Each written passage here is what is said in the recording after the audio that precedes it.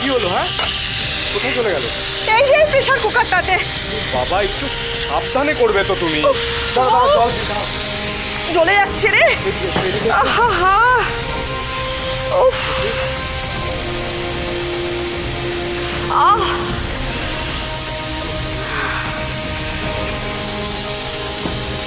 ঠিক আছে?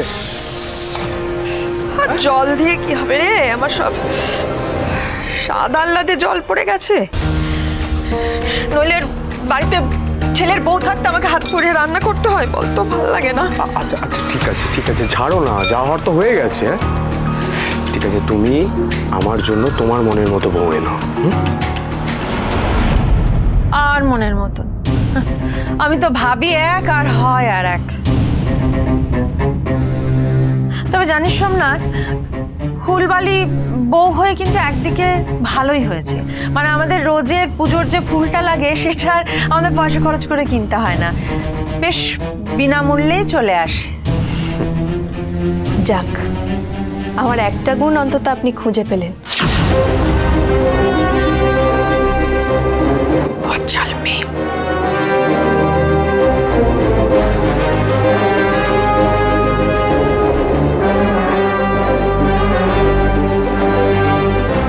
ওষুধ এনেছি, ওষুধ।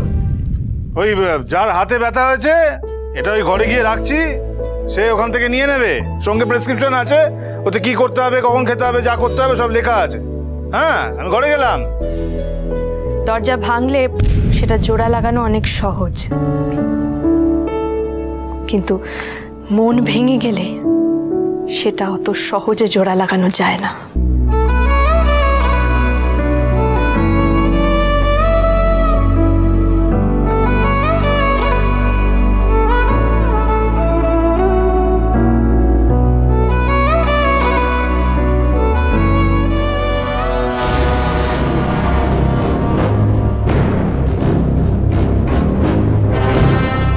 বাবা, তোমার কথার তো খুব দম।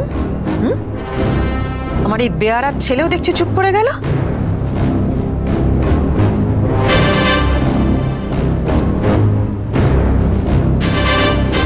ভালো বউ পেয়েছিস মহারাজ।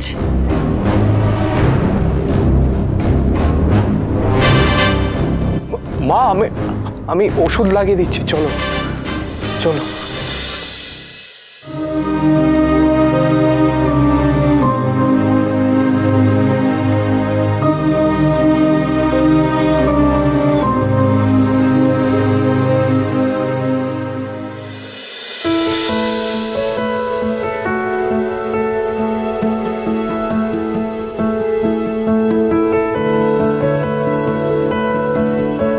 এই জরুরিটা গেল কোথায়?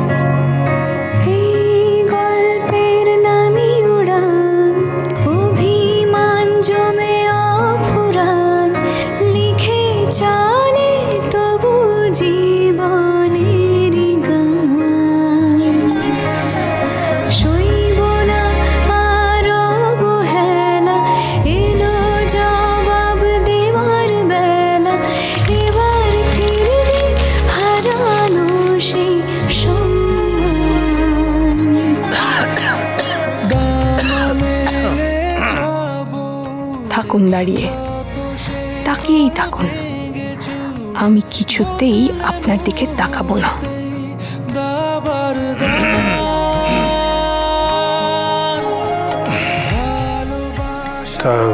ঝগড়ুটির রাগ কি এখনো পড়েনি? রাগ করে না রাগুনি, রাঙা মাথায় চিরুনি, রাগ করে না।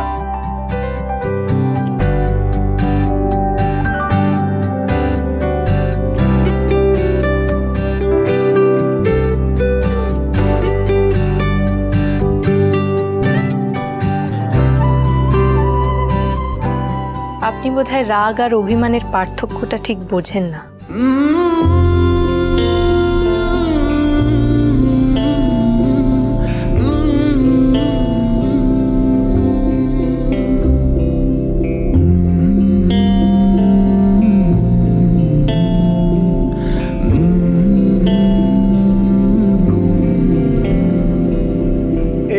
শুনুন শুনুন, ওটা নয়, ওটা নয়। আমি এই যে এনেছি, এর মধ্যে সব প্রেসক্রিপশনও আছে, এর থেকে ইউজ করুন।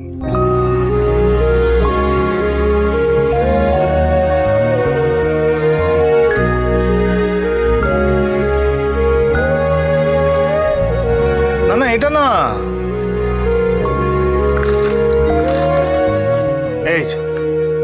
এইটা। আমি প্রেসক্রিপশন পড়তে পারি।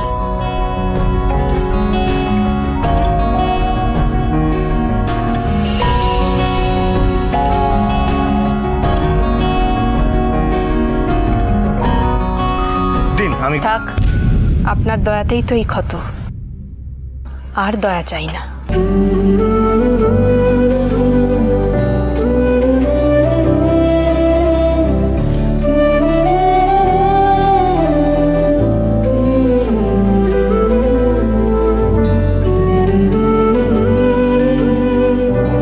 সরি, আমি আপনার সাথে এই ব্যবহারটা করতে চাইনি, কিন্তু আপনি না গেলে আপনার ট্রফিগুলো সাজাবো কি করে?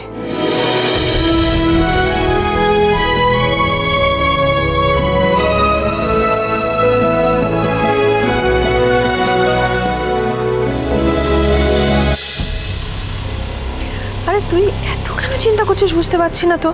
প্রথম ইন্টারভিউটা খারাপ হয়েছে, তাতে কি, আজকে ভালো হবে। দেখ টোটোর, আরে ভয় পাচ্ছে ছেলে। তুমি ঠিক বলছো মা। ঠিক বলছি। আরে তোর মা আছে না তোর সাথে?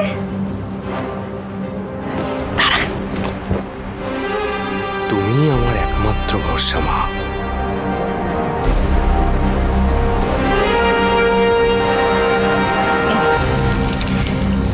এই টাকাটা রাখ।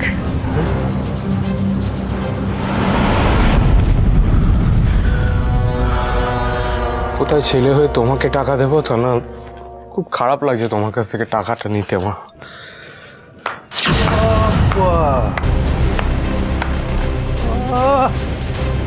তুমি আবার ওকে টাকা দিচ্ছ? হ্যাঁ, ও তো আমার সর্বস্ব নিয়েই নিয়েছে, তারপর আবার ওকে এত টাকা দেওয়ার কি আছে?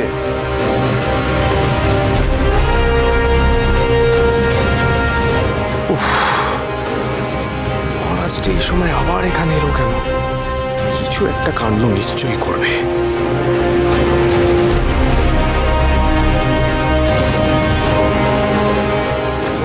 চলো।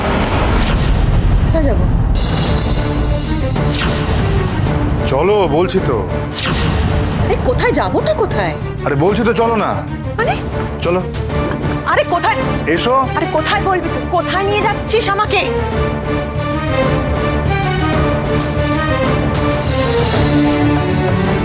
এ কি মহারাজ আবার পূর্ণিমাকে টানতে নিয়ে এসছে কেন?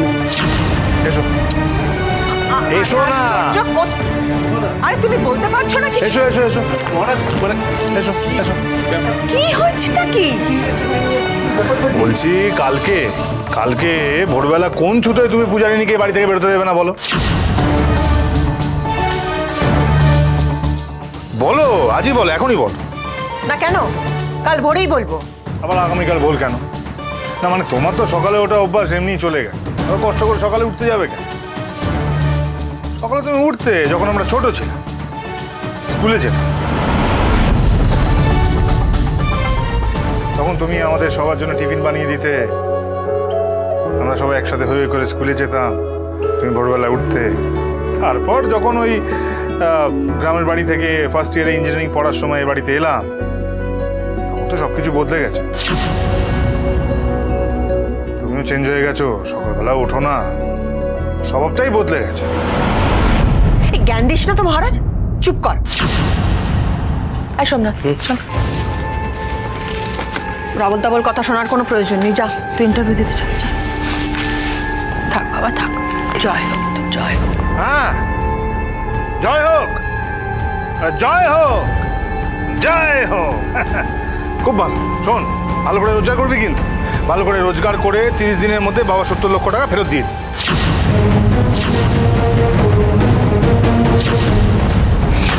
তোর হাতে 30 দিন সময় আছে, তার মধ্যে বাবার 70 লক্ষ টাকা বাবাকে এনে ফেরত দিবি, নাহলে খুন করে দেব। সো এই 30 দিনের মধ্যে 1, 2, 3 এই অনেকগুলো দিন পেরিয়ে গেছে কিন্তু। হ্যাঁ, তুই দাগ দিয়ে রাখছিস তো?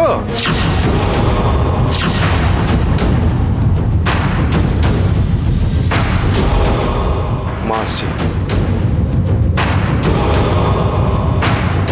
বাচাল বউয়ের বাচাল স্বামী।